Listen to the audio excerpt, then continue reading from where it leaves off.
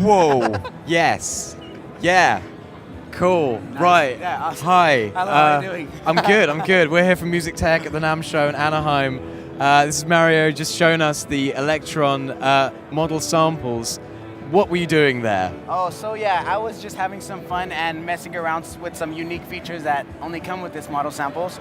Not only is it a unique Elektron device in a sense where there's one knob per function, which is the first.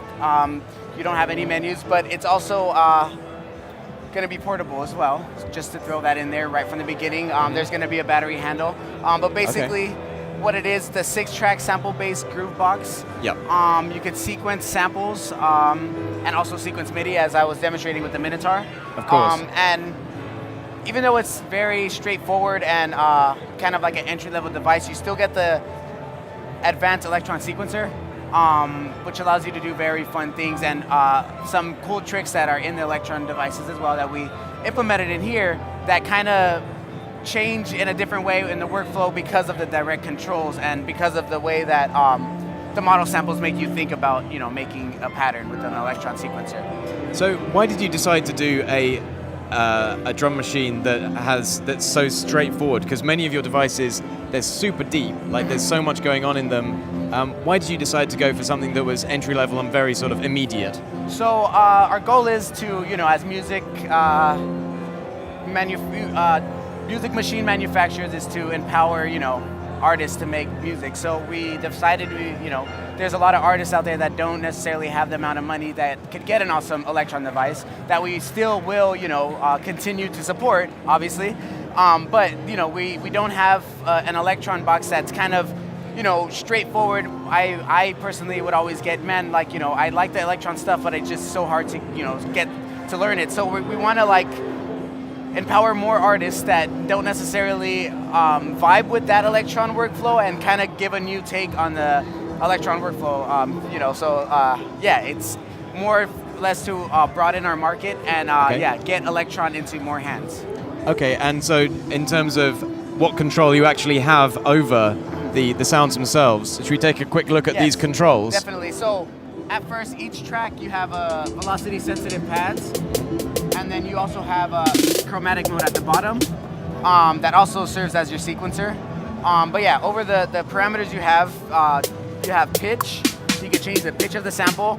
You have a sample decay, so that's like an envelope for the sample, just the decay part. A sample start time, and then a sample length. So, you know, all these three in conjunction, you can start shaping any sample into, if it's a snare, you can make any other type of sound. So yeah, and then the other row is going to be your filter cutoff. So that's going to be high pass if you turn to the right, and then a low pass if you turn to the left. Oh, that's smart. And then you have your resonance right next to it. You also have a delay send. And then those act as sends, and there's a master effects. And so same thing with the reverb. I'll turn off the delay. So that's the reverb. And then so you have a reverb size. So that's changing the reverb size across, you know, all of the tracks, of course, because it's ascending. So you have the control over the reverb send and the delay send, and then the delay time, and then also delay feedback as well. The bottom row, you have an LFO speed, which affects the LFO that you set up in this page right here, the LFO page. And then next to it is a volume plus distortion. So you get it up to 100, and that's the highest it goes. But then once, that's max volume, but once you go past 100, then it starts digital distortion a little bit. Your swing nudge knob, so that's swing per track. So that's a very powerful tool that you can use to get very weird jilted beats that you don't necessarily get in all other devices. And then also you can use the swing nudge knob to you know, do micro timing, so you could place steps in between different steps. So what I'll do is, if we could hear it, maybe with the hi-hat, it's kind of like off speed a little bit, you know. Yeah, very wonky. Yeah.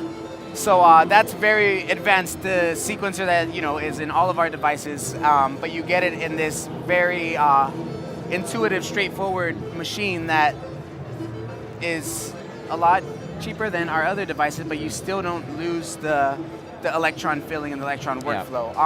And finally, there's chants here, which That seems like a critical function. It is a critical function, and it is very unique to this device. You could get trigger conditions with all of our other devices, but you have to manually sequence them in. With this, it allows you to apply chants over the whole track. So right now it's hitting 100% of the time, but if I bring it down to 46% of the time, you can see they're all lit up like they want to get triggered, but the model sample is causing probability on them and making it different variations without me actually having to change it. So it's very quick to start getting a interesting beat opposed to just one bar loop over and over. Of course.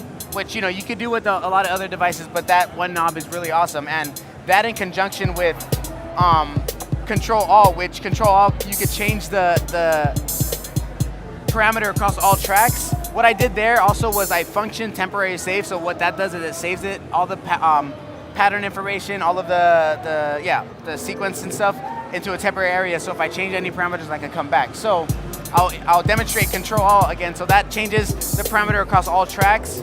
So I'll do the pitch, sample length,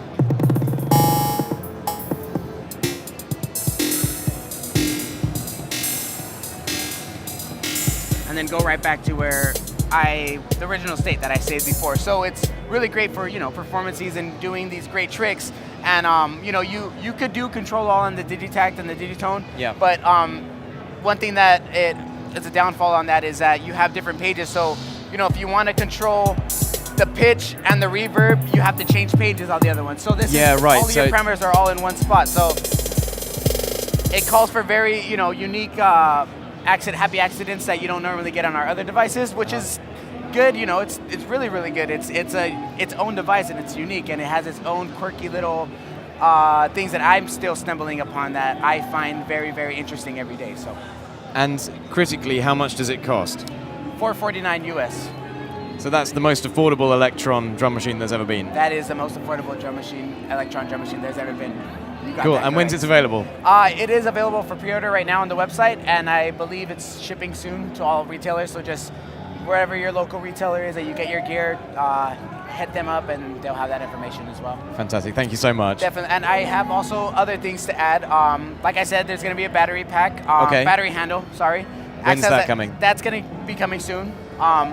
Hopefully sooner than usual. And for how much? I don't have the price on that, but yeah, that'll all be on the website when it comes out. Also, you have a class-compliant USB audio, which is very, very awesome. You could use the model samples as a sound card.